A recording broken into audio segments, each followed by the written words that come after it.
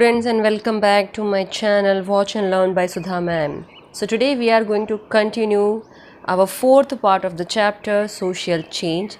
The topics which we are going to discuss and try to understand in detail are right to information, how to obtain information, provisions for appeal, provisions for fine, and law regarding right to free and compulsory education 2009, and the last National Food Security Act 2013. So these are some basic points which we are going to discuss deeply and briefly in today's session. Steps to curb corruption. What is the meaning of curb? अब यहाँ पे कर्ब का मतलब बताया जाता है control और corruption का मतलब होता है भ्रष्टाचार. तो भ्रष्टाचार को कैसे कंट्रोल में लाया जाएगा? The following are the steps to curb corruption. ये कुछ यहाँ पे स्टेप्स दिए गए हैं जिससे हम भ्रष्टाचार को आसानी से कंट्रोल में ला सकते हैं. Let's see the number 1, central anti beriberi bureau. सबसे पहला आ रहा है ऐसा रिश्वतखोरी का एक केंद्र जहां से आसानी से हम रिश्वत को बढ़ाने से रोक सकते हैं. तो देखते हैं. Central anti beriberi bureau was established in 1964. तो ये जो सेंट्रल एंटी बेरीबेरी ब्यूरो था वो 1964 में उसकी शुरुआत की गई. Its chief function is to investigate the allegations against the government official who are involved in corruption. Corrupt people are caught by it red-handed and are punished by them. तो इसका मुख्य काम क्या था कि जांच करना जो भी इल्ज़ाम लगे गए हैं सरकारी कर्मचारियों के ऊपर, जो कोई भी इस भ्रष्टाचार में शामिल थे, जो भी करप्टेड यानी भ्रष्ट लोग थे, उनको रंगे हाथों पकड़ा जाने का काम भी इसमें किया जाता था और फिर उनको सजा देने का काम भी किया जाता था. This is a separate department of the government of Gujarat. Its headquarter is in Shahi Bagh, Ahmedabad. If common people have any corruption related problem, they may call on helpline toll free number 1800 2334 4444. अभी यहाँ पे क्या बताया जा रहा है, इसका एक सेपरेट यानी अलग डिपार्टमेंट आपको गुजरात के गवर्नमेंट के पास भी मिलेगा जो कि आया हुआ है, जिसका हेडक्वार्टर है शाही बाग अहमदाबाद में. कोई भी सामान्य नागरिक अगर उसको भ्रष्टाचार से रिलेटेड किसी भी तरीके की समस्या है तो यहाँ पे एक टोल फ्री नंबर दिया गया है, उस पे कांटेक्ट करके अपने समस्या का समाधान पा सकता है. Let's see the second point. To stop corruption, Indian government formulated Anti-Corruption Act 1988. Objective of it is to provide clean public life and to stop misuse of position or power.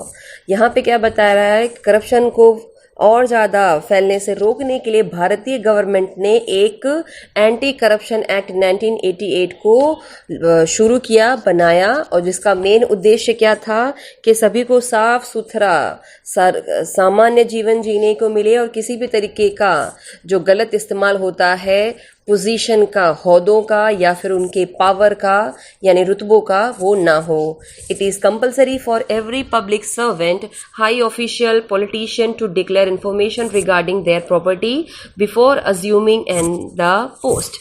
अब ये कहीं ना कहीं कंपलसरी कर दिया गया हर एक public सरकारी कर्मचारी के लिए, भले वो किसी भी पोस्ट का हो, किसी भी तरीके की पोस्ट में हो, भले वो पॉलिटिशियन हो, उसको किसी भी नौकरी को ज्वाइन करने से पहले अपने आप सब कुछ डिटेल बतानी होगी, जो भी उसकी इनकम है, जो भी उसकी प्रॉपर्टी है, उसके बारे में.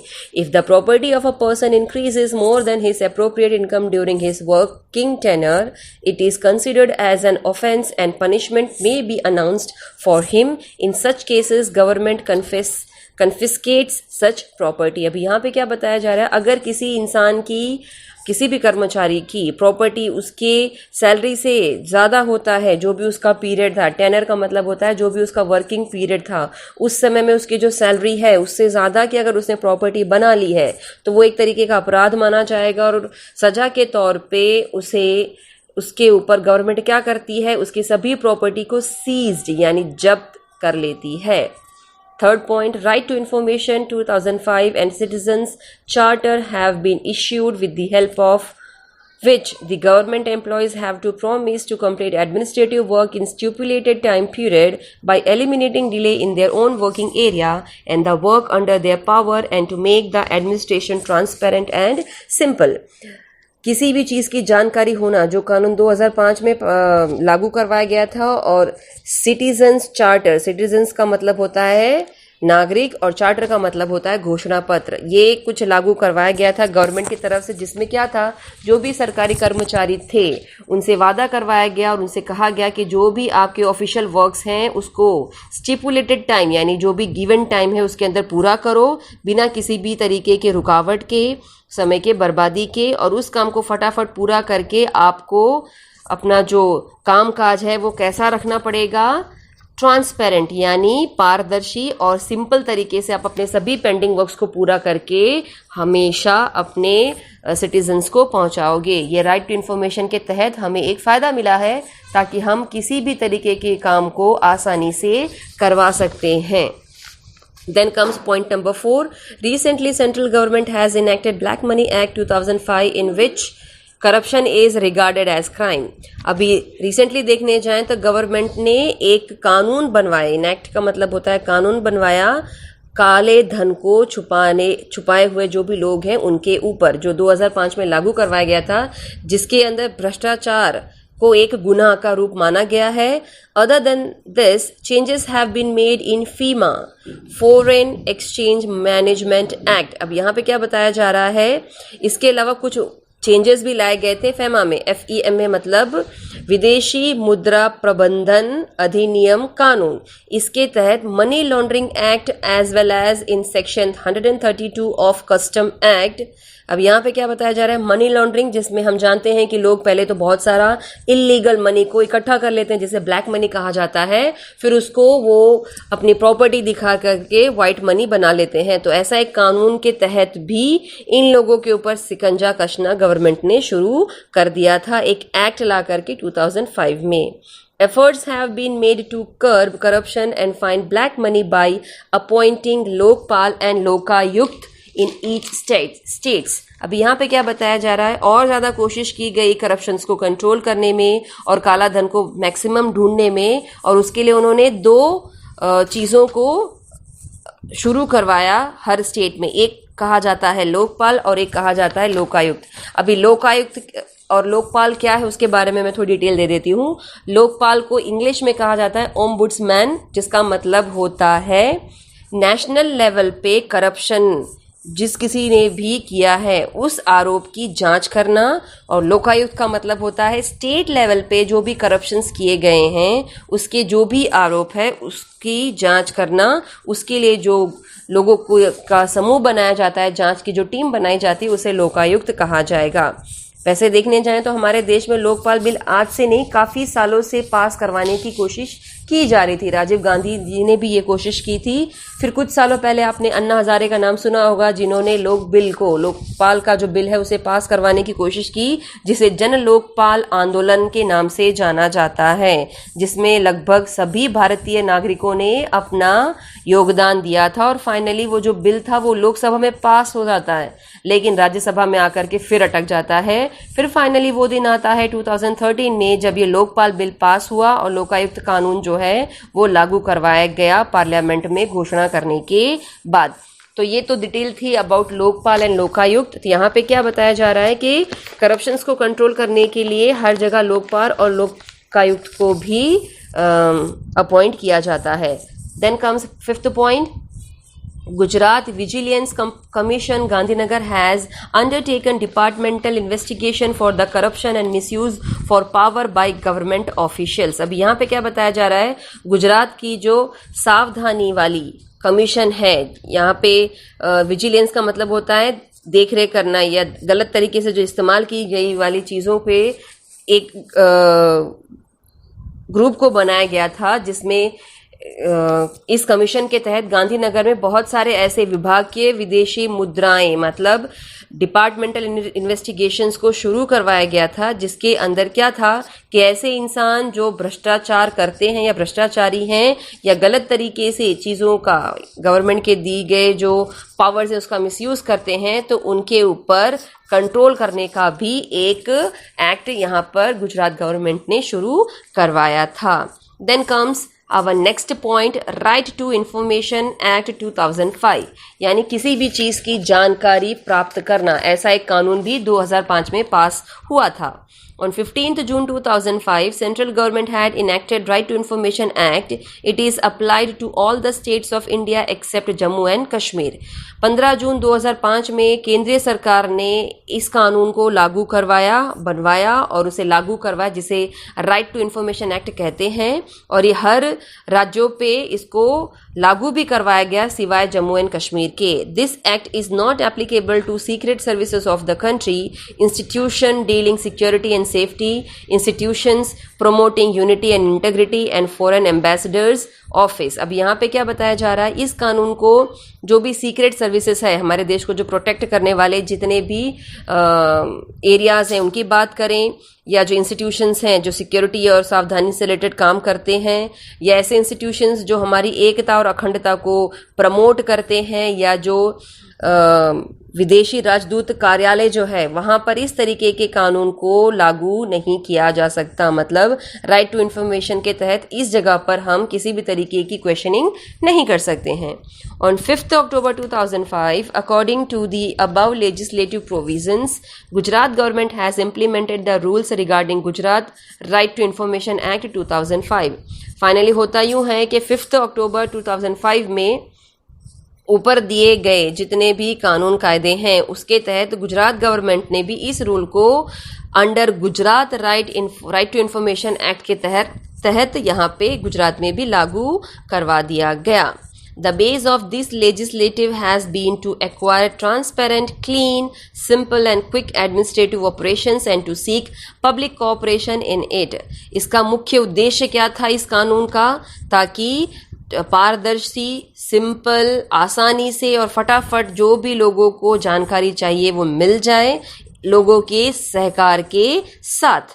According to the provision of this legislative, and any citizen may approach higher official of the department and ask questions to get proper information about his pending work or implementation of schemes or for success or status of public oriented work। अब इसमें क्या बताया जा रहा है, इस act के हिसाब से, इस नियम के हिसाब से कोई भी जो नागरिक है वो ऊपर से ऊपर ऑफिशियल डिपार्टमेंट में जाकर के अपने डाउट्स को क्लियर कर सकता है, अच्छी जानकारी वो उनसे पा सकता है रिलेटेड उसके पेंडिंग वर्क, जो उसके काम काज है वो क्यों पेंडिंग में हैं, क्यों उस पर अभी भी कोई भी कार्य नहीं किया जा रहा है, या फिर वो किस हद तक उसके काम को पूरा किया गया है, उसका काम किस हद तक कंप्लीट हुआ है। इन सभी से जुड़े जितने भी डाउट्स हैं वो आसानी से हायर ऑफिशियल वर्कर तक भी वो जाकर के, जो ये इंडियन नागरिक है, इंडियन सिटीजन्स हैं, वो पूछ सकते हैं। मेरी video next topic is how to obtain information. अब हमें राइट टू इन्फॉर्मेशन एक्ट तो पता लग गया कि क्या है, लेकिन हमें अगर इन्फॉर्मेशन चाहिए तो उसकी एक प्रोसेस होती है ना, तो वो प्रोसेस क्या है, let's see. As per this right, applicant has to pay fixed fee, presently ₹20 in cash or postal order or pay order or non-judicial stamp along with applicant format in order to get information। इस हक के तहत जो भी applicant है, जो भी application दे रहा है, उसे ₹20 का फिक्स पेमेंट देना पड़ेगा, भले वो कैश हो या पोस्टल ऑर्डर हो, उसके हिसाब से। किसी भी तरीके का नॉन जुडिशियल स्टैंप है, यानी गैर न्यायिक मुहर लगा हुआ, यानी किसी भी तरीके का जो स्टैंप होता है वो उसमें स्टैंपिंग करके वो इस पर्टिकुलर प्रोसेस के साथ इंफॉर्मेशन मांग सकता है। दिस एप्लीकेशन में बी सेल्फ साइन, टाइप्ड और in the form of email to the concerned department. ये एप्लीकेशन जो होती है वो खुद से साइन करके दे सकता है, टाइपिंग वे में दे सकता है, या ईमेल के वे में भी, जहां कहीं भी जिस किसी भी डिपार्टमेंट से आपको क्वेश्चनिंग करनी है वहां पर आप भेज सकते हो। Person from the family included in the BPL list doesn't have to pay any fee or charge for copy. There is no need to mention why information has been asked for. को ऐसा व्यक्ति जो BPL यानी below poverty line से belong करता है, उसको किसी भी तरीके की फीस या किसी भी तरीके का चार्ज देने की जरूरत नहीं है एप्लीकेशन करते वक्त, और उसमें ये भी आपको लिखने की जरूरत नहीं है, स्पेसिफाई करने की जरूरत नहीं है कि आपने ये जानकारी क्यों मांगी है। Concerned Assistant Public Information Officer यानी APIO gives a copy of receipt of the received application to the applicant after putting serial number यानी ID number in the application। अभी यहाँ पे क्या बताया जा रहा है, APIO जो ऑफिसर होता है जिसके पास आप ये इंफॉर्मेशन लेने जाते हो, जब आप एप्लीकेशन दोगे तो वो आपको एक रिसिप्ट की कॉपी देगा जिसमें आपका ID नंबर जो है, सीरियल नंबर जो है वो लिखा हुआ मिलेगा। After that, whatever correspondence has to be made regarding application, ID number was to be mentioned in that। उसके बाद अगर आपको दोबारा कोई भी वार व्यवहार करना है, किसी भी तरीके का एप्लीकेशन भेजना है या फिर डिटेल्स मंगवानी है, तो आपके पास ID नंबर जो है वो आपको वहाँ पर लिखना पड़ेगा कि मैंने इस ID नंबर से ये एप्लीकेशन की थी, इस इंफॉर्मेशन से जुड़ी हुई, जिसका अभी तक कोई भी आंसर मिला नहीं है। APIO will give direction within 30 days of accepting application for acquiring information। ये जो APIO है वो आपको 30 दिन के अंदर अंदर जो भी आपने इन्फॉर्मेशन मांगी है उससे रिलेटेड जो जानकारी है वो आपको देने की कोशिश करेगा। If any copy is demanded by the applicant, then it could be obtained by paying fixed fee or charge decided according to the legislative। AIPO may refuse to give information as per legislative। अभी यहाँ पे क्या बताया जा रहा है, अगर मैंने मान लो एप्लीकेशन दी थी लेकिन मेरे पास वो कॉपी किसी तरीके से खो जाती है तो मुझे वापस से उसकी फीस देनी पड़ेगी, और फिर इस कानून के तहत APIO जो है मतलब असिस्टेंट पब्लिक इंफॉर्मेशन ऑफिसर जो है वो इस कॉपी को देने से या तो मना कर सकता है या कोई और कानून के तहत वो आपसे डिमांड करेगा कि इस प्रोसेस को अगर आप फॉलो करोगे तभी मैं आपको उसकी कॉपी इशू कर सकता हूँ। If the required information affects the sovereignty of the country और influences national interest and security or is related to secret issues or leads to contempt of court or is in connection with scientific secrets or promotes crime, then। अब यहाँ पे क्या बताया जा रहा है, वो आपकी इंफॉर्मेशन को मना कब करेगा, अगर आपने देश से जुड़ी हुई कोई भी सीक्रेट के बारे में जानकारी मांगी है या सिक्योरिटी के बारे में कोई जानकारी मांगी है, साइंटिफिकली कोई सीक्रेट्स मांगा है, या किसी भी तरीके के क्राइम को, अपराध को अगर आप स्प्रेड करना चाहते हो, यानी अगर कोई नेगेटिव काम के लिए अगर आप इंफॉर्मेशन मांगते हो, तो ये जो APIO है, असिस्टेंट पब्लिक इंफॉर्मेशन ऑफिसर जो है वो आपको उस एप्लीकेशन को करने से सीधे सीधे रोक सकता है। Next topic, provisions for appeal. क्या क्या कानून है आप अपील जिससे कर सकते हैं। If the concerned department does not extract the information within 30 days or refuses to give information, then offended applicant may appeal to public information officer यानी PIO within 30 days of rejection। अगर 30 दिन के अंदर अंदर जो आपने इंफॉर्मेशन मांगी थी वो मिलती नहीं है, किसी भी तरीके से वो आपको देने से मना कर देता है, तो जो एप्लीकेंट है वो PIO यानी पब्लिक इंफॉर्मेशन ऑफिसर के पास जाकर के फिर से एप्लीकेशन देगा और उनसे बात करेगा कि मेरे उस एप्लीकेशन का क्या रिजल्ट आया, क्यों मुझे वो एप्लीकेशन जो इन्फॉर्मेशन मैंने मांगी थी वो मुझे मिली नहीं। For this applicant doesn't have stipulate to pay any fee if within the stipulated time period the decisions of the first appeal does not come or the applicant is refused to be given required information, the offended applicant may make an appeal to state chief information officer within 90 days। अभी होता यूं है, जो भी आपने application दोबारा की है तो उसके लिए आपको किसी भी तरीके की दोबारा फीस पे करने की ज़रूरत नहीं है, क्योंकि आप जाकर के सीधे सीधे कंप्लेन कर रहे हैं PIO से कि भाई मैंने यहाँ पर ये एप्लीकेशन दी थी लेकिन उसका कोई भी सोल्यूशन आया नहीं है। और अगर दिए गए 30 दिन के टाइम के अंदर किसी भी तरीके का आपको रिजल्ट नहीं मिलता है तो आप सीधा कहाँ जाएंगे, स्टेट चीफ इंफॉर्मेशन ऑफिसर के पास, और वो आपको 90 दिन के अंदर अंदर जो भी आपने इंफॉर्मेशन मांगी है उसे आप तक पहुंचाने की पूरी कोशिश करेगा या ला करके देगा। Next topic, provisions for fine. अब कौन से ऐसे कानून कायदे बनाए गए हैं हम पे फाइन लगाने के। If any information officer refuses to give information without giving reasonable grounds or hides information with ill intention or intentionally gives improper or incorrect, misleading information or destroys information, the concerned information officer is fined fixed charges per day for delay in providing information। अब जिस किसी भी officer से आपने information मांगी थी वो अगर आपको देने से मना कर देता है, उसके जो कारण है वो आपको समझ में नहीं आते हैं या आपसे जानकारी छुपाता है सही तरीके से, या जान करके वो आपको करेक्टली गाइडेंस नहीं देता, आपको गलत रास्ते पर ले जाने का कोशिश करता है, या जो भी आपको इन्फॉर्मेशन पाई थी वो उसे उसका डिस्ट्रॉय कर देता है, या जो भी ऑफिसर है अगर किसी भी तरीके से आपको इन्फॉर्मेशन देने से डिनाई करता है, मना करता है, तो सीधे सीधे आप उस पर क्या कर सकते हैं, फाइन लगाएंगे, वो भी एक कानून के तहत। और हर दिन का जो भी डिले होता है उस इंसान को उसको एक फिक्स्ड चार्ज, उस ऑफिसर को एक फिक्स्ड चार्ज हमें देना पड़ेगा। For any query, special information, guidance related to use of Right to Information Act, first time in the country, helpline number 9924085000 has been started, which helps us all the days in working hours except public holidays. In addition to this, civil right letter has been declared, due to which a deadline is fixed for the solution in the concerned offices, with the help of which status of the application may be inquired. किसी भी तरीके की आपको जानकारी चाहिए, information चाहिए, guidance चाहिए right to information act के तहत, तो ऐसा एक हेल्पलाइन नंबर गवर्नमेंट ने स्टार्ट किया था, जिसका नंबर यहाँ पे दिया गया है 9924085000, जिससे क्या होगा, आप कभी भी किसी भी टाइम जितने भी वर्किंग आवर्स होते हैं आप फ़ोन करके यहाँ पर आप सारे गाइडेंस को पा सकते हैं, सिवाय पब्लिक हॉलीडेज के।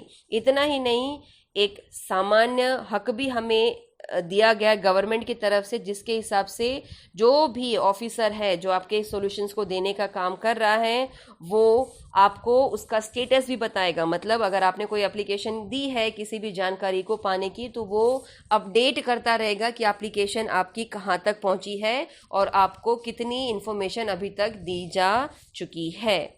The Gujarat government has started common service portal on which a citizen may apply online, verify documents and make payments for about 28 services, and may inquire the status of application 24/7 hours. This act is a revolutionary step to put off corruption.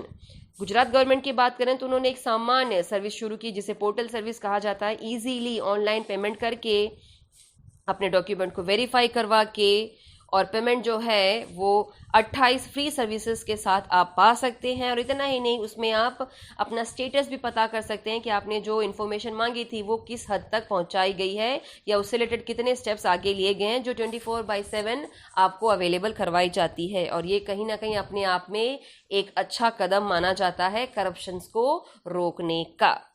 Now let's see the important topic, that is law regarding right to free and compulsory education 2009, जिसे RTE यानी right to education act भी कहा जाता है। तो ऐसे कौन से कानून कायदे आए थे जिसमें हर एक बच्चे को फ्री में एजुकेशन लेना और कंपलसरी एजुकेशन पाने का पूरा हक मिलता है। Central government implemented law regarding right to free and compulsory education for children in 2009.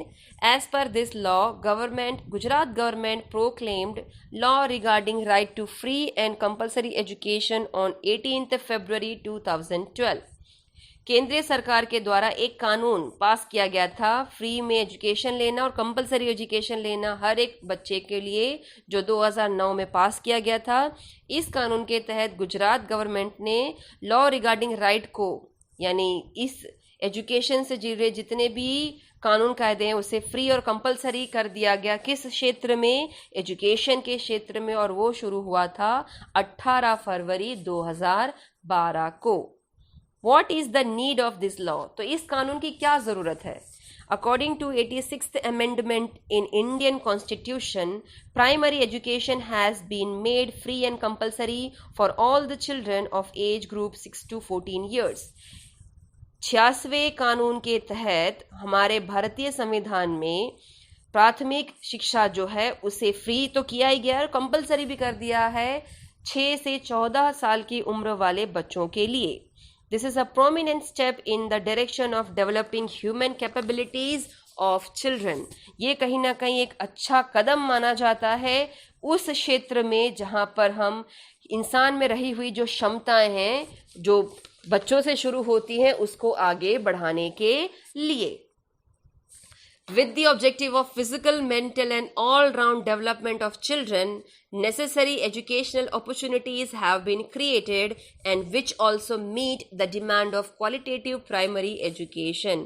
तो इसका मुख्य उद्देश्य क्या है? शारीरिक तौर पे, मानसिक तौर पे, यानी ओवरऑल डेवलपमेंट जो है बच्चे का हो पाएगा. कहीं ना कहीं एजुकेशनल उसको अपॉर्चुनिटीज यानी मौके मिलेंगे जिससे वो अपने भविष्य के लिए जो भी उसको अपना भविष्य बनाना है उसमें जो मेन योगदान है वो कहाँ से शुरू किया जाता है? एजुकेशनल डेवलपमेंट से, यानी फ्री में एजुकेशन पा करके, प्राथमिक शिक्षा पाने के बाद.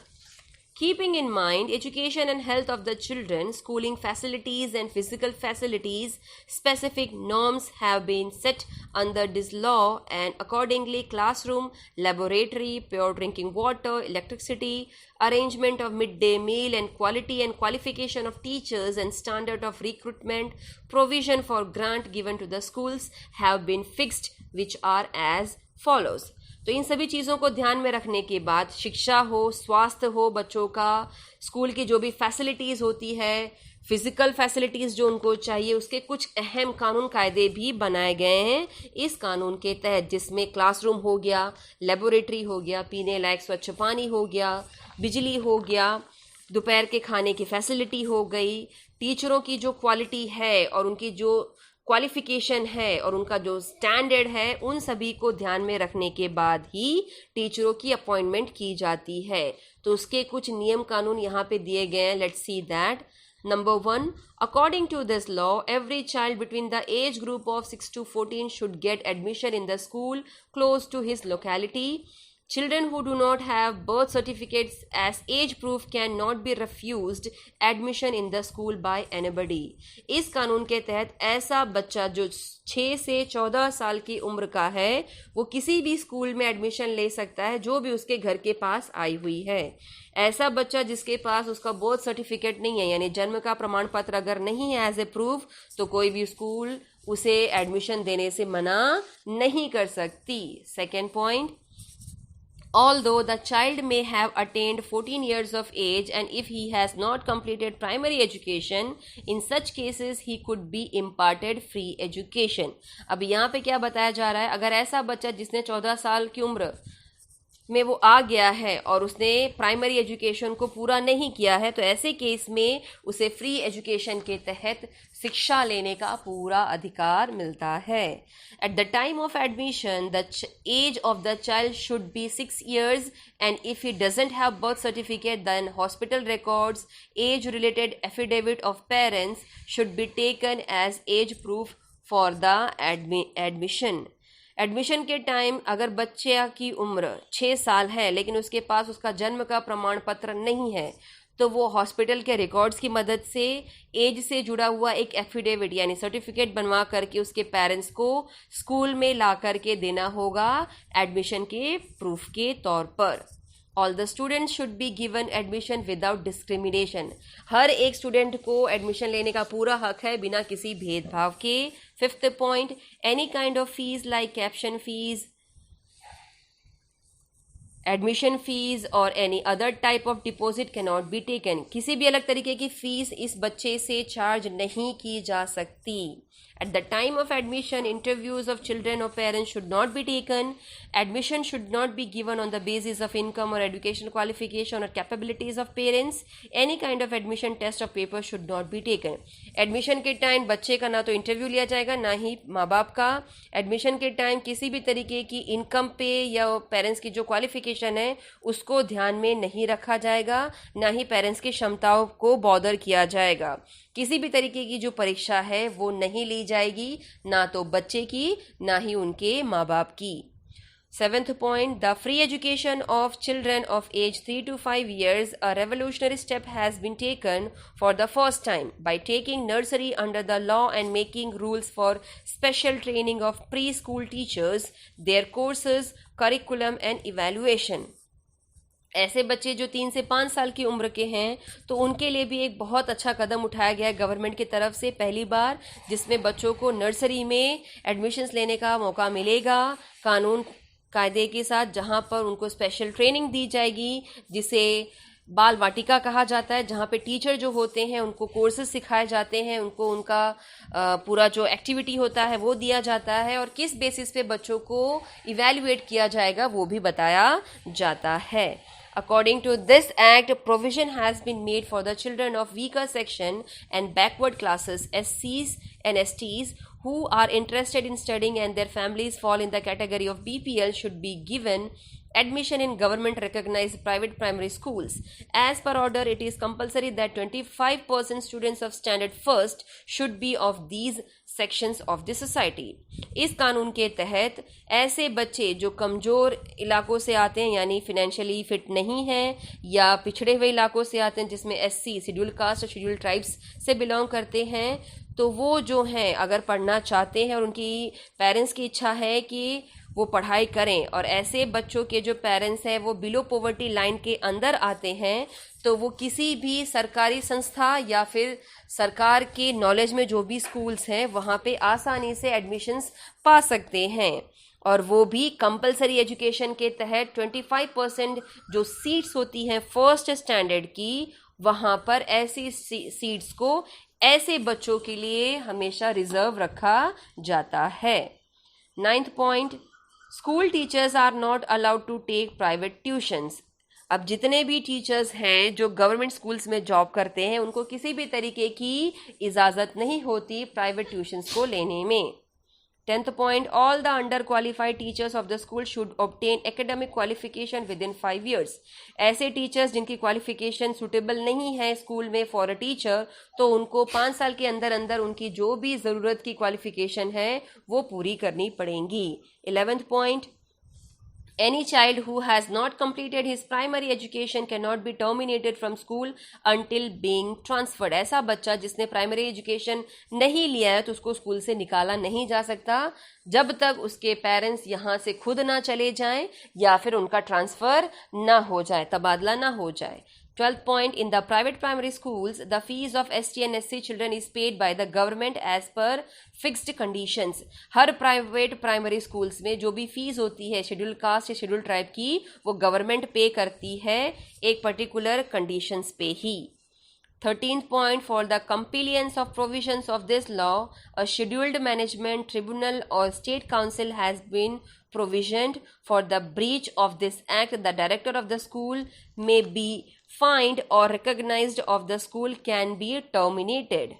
इस कानून के अनुरूप अगर कोई शेड्यूल्ड मैनेजमेंट यानी निर्धारित समय में कोई अगर इस कानून को लागू नहीं करवाता, तो वहाँ पर एक विशेष न्यायालय की मदद से या स्टेट काउंसिल यानी राज्य परिषद की मदद से इस कानून पे कड़े कदम उठाए जाते हैं. और अगर कोई भी स्कूल इस कानून को भंग करता है, ब्रेच करता है, तो उस स्कूल का जो डायरेक्टर है, जो अध्यक्ष है या फिर जो वहाँ का प्रिंसिपल है, उसके ऊपर या तो फाइन लगाया जाएगा यानी पैसा उसे भरना पड़ेगा, या फिर उस स्कूल का जो रजिस्ट्रेशन है यानी उसकी जो रजिस्ट्री होती है कि ये स्कूल का एक सर्टिफिकेट जो मिलता है. Thanks for watching. Please like and subscribe and drop your comments, doubts और सजेशंस.